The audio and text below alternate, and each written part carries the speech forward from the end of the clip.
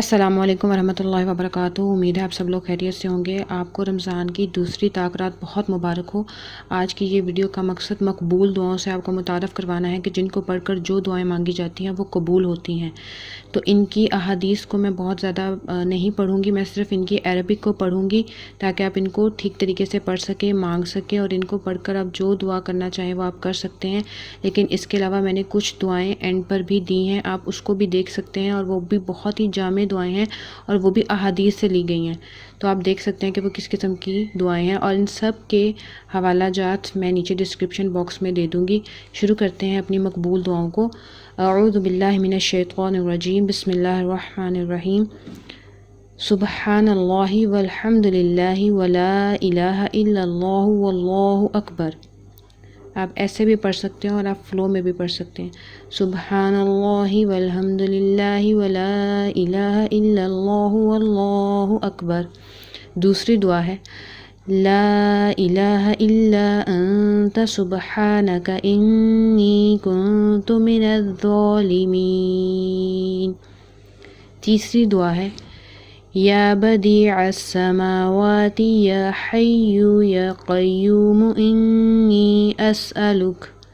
چوتھی دعا ہے اللہم انی اسألک بانی اشہد انک انت اللہ لا الہ الا انت الاحد الصمد الذی لم یلد ولم یولد وَلَمْ يَكُنْ لَهُ كُفُوًا أَحَدٌ۔ پانچویں دعا ہے اللہم انی اسألک بأن لک الحمد لا الہ الا انت المنان بدیع السماوات والارض یا ذا الجلال والاکرام یا حی یا قیوم۔ چھٹی دعا ہے لا الہ الا اللہ وحدہ لا شریک لہ لہ الملک ولہ الحمد وہو علی کل شیء قدیر۔ الحمد للہ وسبحان اللہ ولا الہ الا اللہ واللہ اکبر ولا حول ولا قوة الا باللہ اللہم اغفر لی۔ ان دعاؤں میں سے میں صرف کچھ احادیث آپ کو مینشن کرتی ہوں تاکہ آپ کو ان کی اہمیت کا اندازہ ہو جائے، اور ساری مینشن نہیں کروں گی۔ شروع کرتی ہوں۔ سیدنا انس رضی اللہ تعالیٰ عنہ سے روایت ہے کہ میں نے نبی صلی اللہ علیہ وآلہ وسلم کے ساتھ تھا تو ایک شخص نے دعا کرتے ہوئے کہا یا بدیع السماوات یا حی یا قیوم انی اسألک۔ اے آسمانوں کو نئے سرے سے بنانے والے، اے زندہ رہنے والے، اے قائم رکھنے والے، بے شک میں آپ سے سوال کرتا ہوں۔ تو آپ صلی اللہ علیہ وآلہ وسلم نے فرمایا کیا تم جانتے ہو کہ اس نے کس چیز کے ساتھ دعا کی ہے؟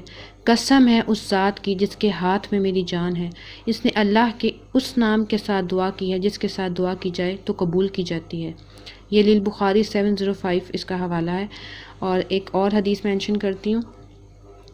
سیدنا انس رضی اللہ تعالیٰ عنہ سے روایت ہے کہ وہ رسول اللہ صلی اللہ علیہ وآلہ وسلم کے پاس بیٹھے ہوئے تھے اور ایک آدمی نماز پڑھ رہا تھا۔ اس نے دعا کی اللہم انی اسألک بأن لک الحمد لا الہ الا انت المنان بدیع السماوات والارض یا ذا الجلال والاکرام یا حی یا قیوم۔